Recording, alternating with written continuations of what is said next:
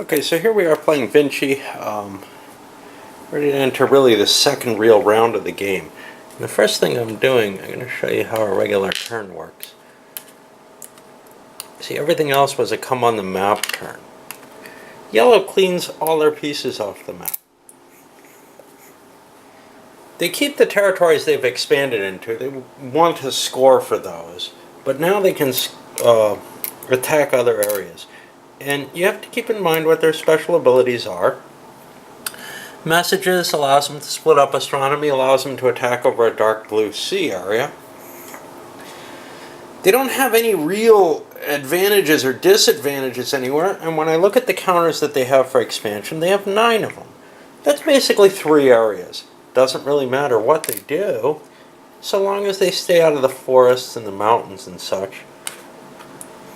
They can expand fully, and I think I'm going to try to keep them connected, even though it's not so important for them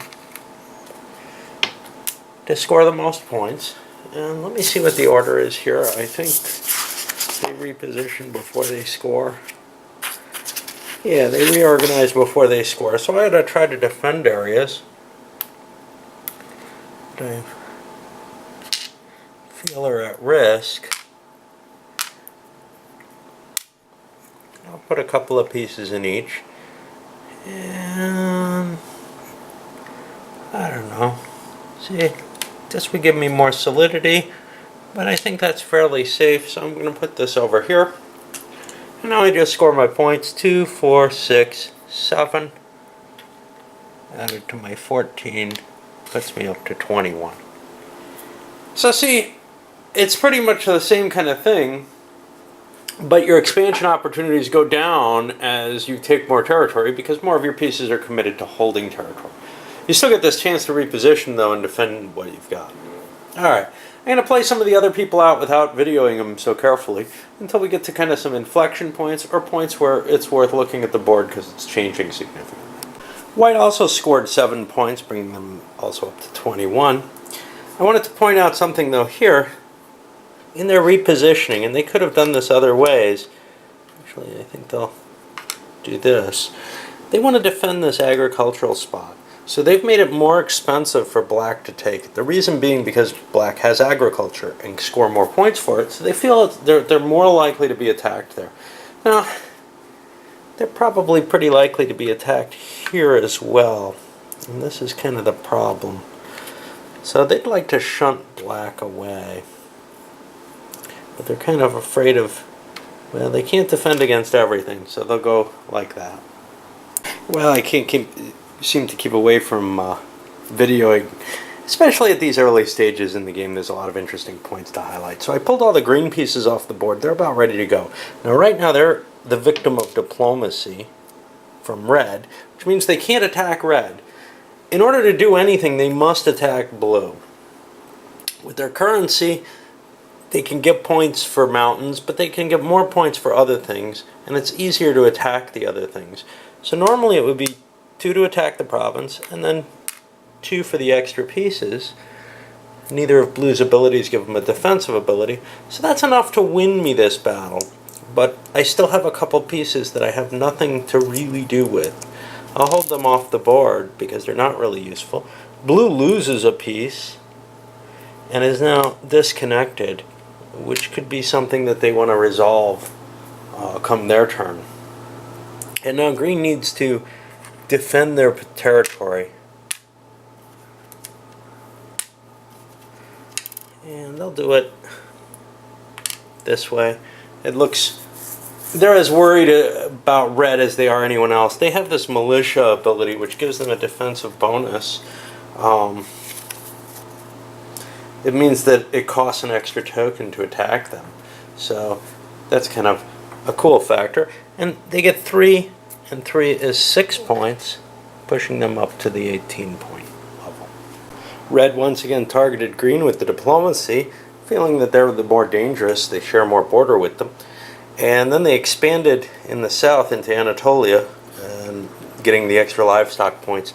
That brought them up to the 21 level too, which seems to be the top point. I'm going to look at blue in specific for one big reason. we pull their pieces off the board before we make their attack. Now they have a couple of issues here. One is they have medicine, so they get an extra piece. And they get that every turn as long as their umpire is active. The second, though, is they're disconnected. Now, they could withdraw this piece, but they don't really want to do that. Instead, they'd rather try to reconnect their empire. And to do that, let's take a look at what it would take to attack. Here, it would take 2 to attack, plus 2 for the 2 yellow pieces, minus 1 for the mountain piece that they're going into. But there's a problem. After they do that, yellow could retreat into here, and they still wouldn't be connected, and they wouldn't have enough pieces to hook themselves up. On the other hand, if they attacked green, it should be 2 plus 3 minus 1 for the mountains. They'd be able to make an attack somewhere down here. So they're going to do this instead. And they kill a green piece.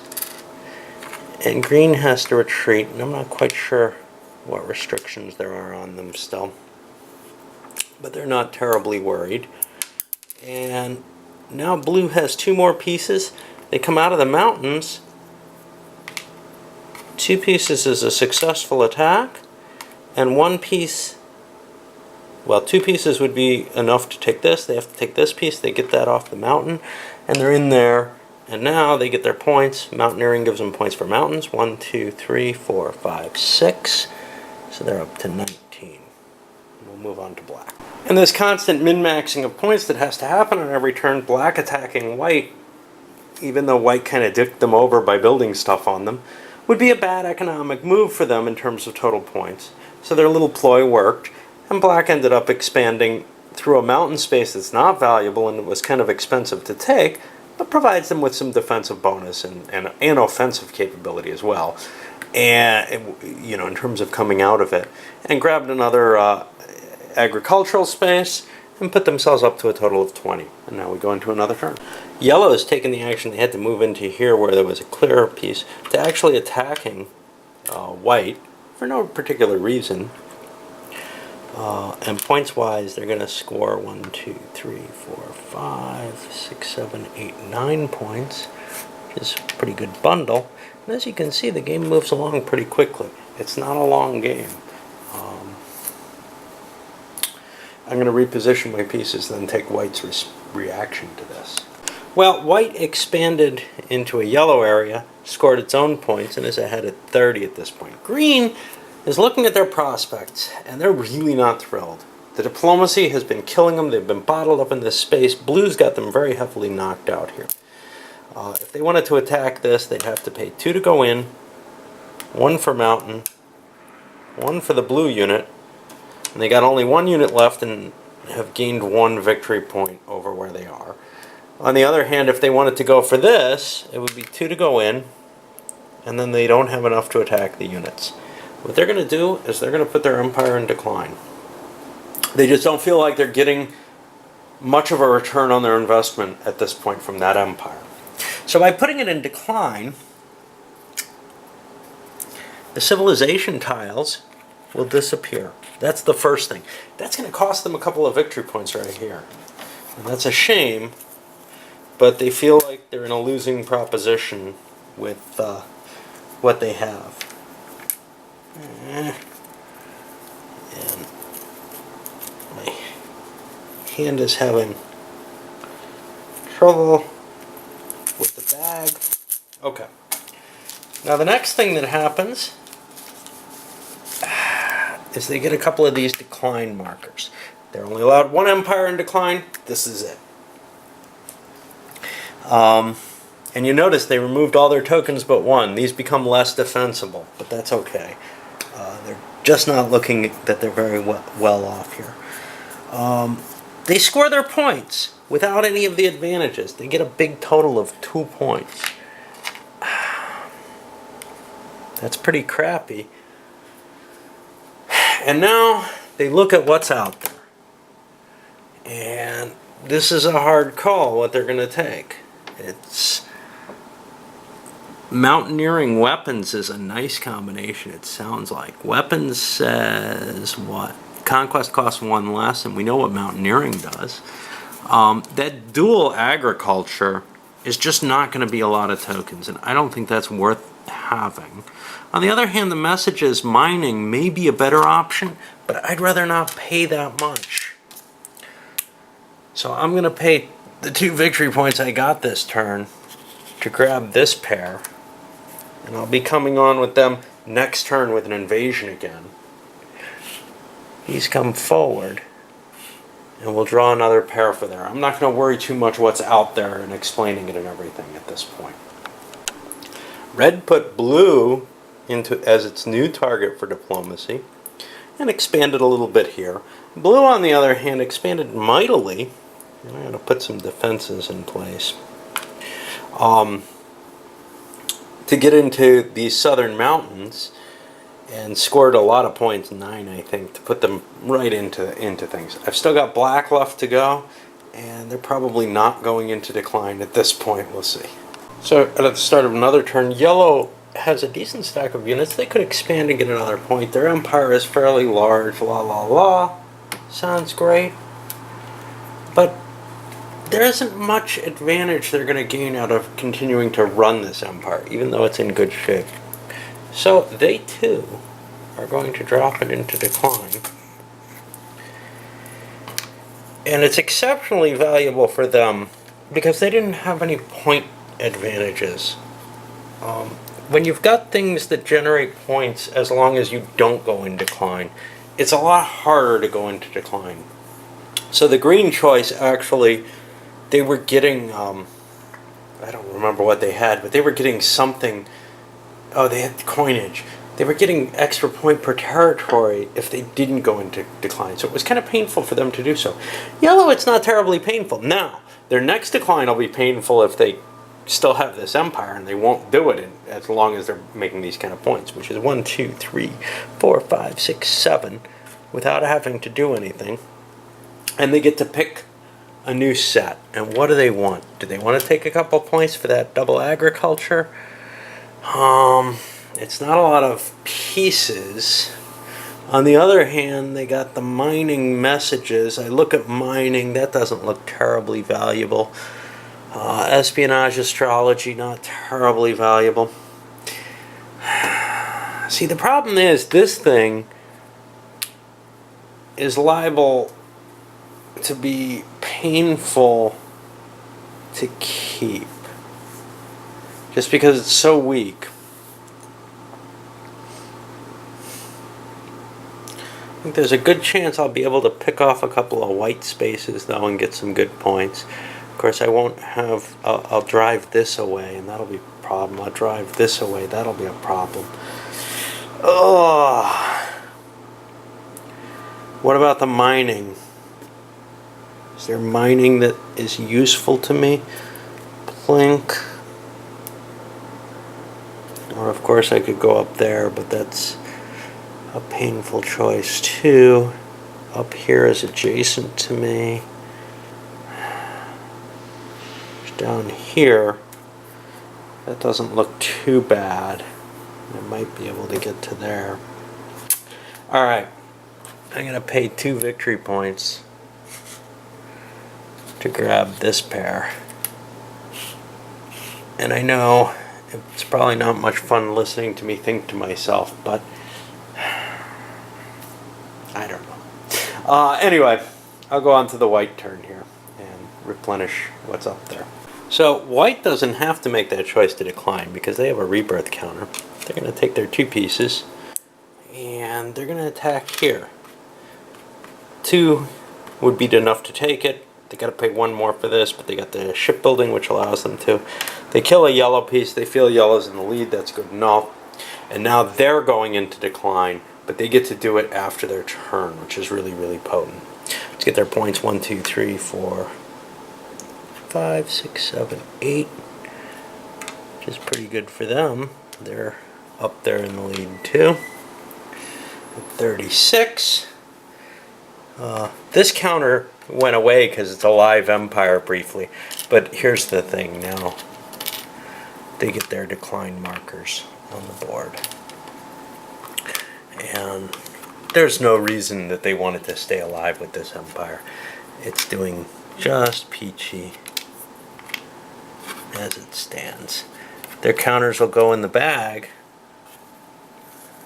but now comes their option.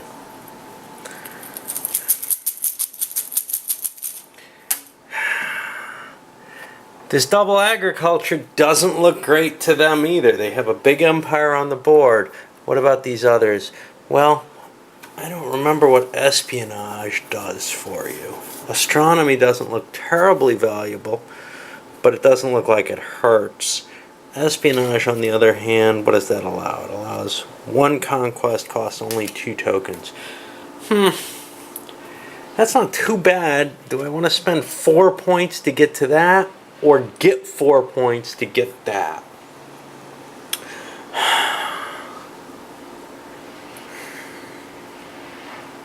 Hard call for me. I hate making these kind of decisions. Oh, this is only 2 points to get to. Yeah, I'll spend the 2 points to grab the astronomy espionage. I don't think that's that bad. And then I'm set up for the next turn there. And now green gets to go, and they have a new empire.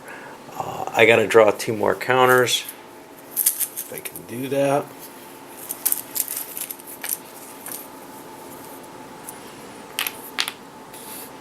Mining militia. And green. Green's got mountaineering and weapons. And that gives them 3, 4, 5, 6, 7 plus 3 pieces.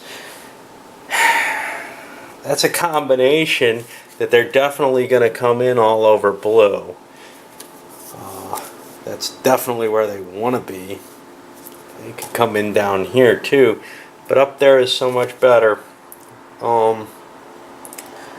Weapons means 1 less token to attack. So how much to attack a mountain?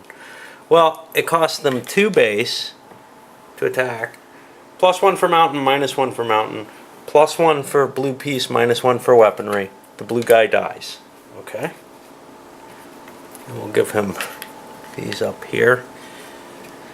The next one, and I think I may have cheated with this before, 2 for the province, +1 for mountain, +1 for this guy, brings me up to 4. -1 for mountaineering, and -1 for weapon. Does that make sense? Would bring me to 2, but it only brings me to 1 because I'm attacking out of the mountain. That's not into a non-mountain, is it? Maybe I'm mistaken there. Yeah, any adjacent province. Okay, so it only costs him 1 to attack there, and blue's getting hosed by this. Likewise, this one's only going to cost 1. And we'll move these blue pieces somewhere else.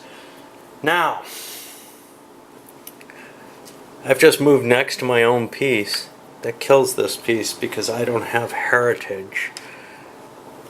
I'll get rid of this. I don't really want to kill off all my pieces that way, but taking the mountain seemed worth it at the moment. I probably was mistaken. Coming into here, 2 for the province, +1 for blue, brings it to 3. Weapons brings it down to 2. Coming out of the mountains brings it down to 1. Blue piece is destroyed. Up into the mountains. Okay, well, attacking into there would normally cost 2. +1 for the mountain, +1 for the blue would put it to 4. Comes back down to 2 for my 2 bonuses. I take that. I got 3 pieces left. Let's see what happens. I want to attack. Well, let's attack yellow here. I think. I may want to kill larger blue pieces. We're kind of competing over the same stuff, so it may make sense. Because he might come back at me. But if I attack here, let's see, 2 for the space, +1 yellow. brings me to 3. 3 down to 2 for the weapons, down to 1 for coming out of the mountain. I'm gonna beat that up. And I could do the same against red here, but that would destroy my green piece. I'd rather not do that. What about attacking blue here? 2 for the prov. I don't know if I can do it with 2. I think I can. I can wipe out some yellow pieces. Yeah, let's do that. Yellow is well ahead of blue. Now that's right, isn't it? 2 for the province, 3 because there was a yellow piece. -2 is 1, yeah, and we'll take this one too. Okay, now I get to reposition. I view this as my key location that I don't want blue to get. So I'm going to position myself like that, and I get to score points. I get the bonus of the mountaineering, so 1, 2, 3, 4, 5, 6, 7, 8. 8 for my active kingdom, but I get another one for my inactive, so I get 9 points, and that puts me in second to last place, a turn behind everyone else. But that's the cost of going into decline sometimes. Alright, on to the other players. Red's choosing to go in decline. Give them another counter somewhere. I kind of had to rewind time because I accidentally made white go again. 1, 2, 3, 4, 5 points for red. Puts them up to 33. Not too bad. And point-wise, they want to take this. That gives them 6 more points that other people have spent. It's not the greatest combination in the world in my book, but it definitely has a big bribe on it, and that helps. On to blue. Blue's got the problem of having medicine. It's hard to decline when you have medicine, but they're going to choose to do so. Their prospects don't look great right now. And we do some more physical manipulation that I hate doing.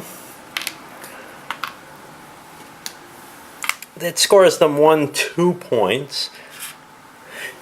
Definitely a downgrade, but there's some interesting pieces out there. For one thing, diplomacy shipbuilding isn't bad. They might do that. Another is this revolutionaries and a legacy mining that lasts afterwards. Revolutionaries allows you to start anywhere on the board, so they could pop up here and grab a couple of mines or something, or maybe up here where there's a couple nearby. I don't think that's terribly advantageous. I think they're going to take the cheap advantage and just push on here and on to black. Black has a kind of interesting issue too. They could take this space with their legacy agriculture, get the 3 extra points, but it'll cost them a space that's already getting them a point. Instead, they also are going to drop into decline. They get to keep this on the board. This one goes away. All the little decline markers show up.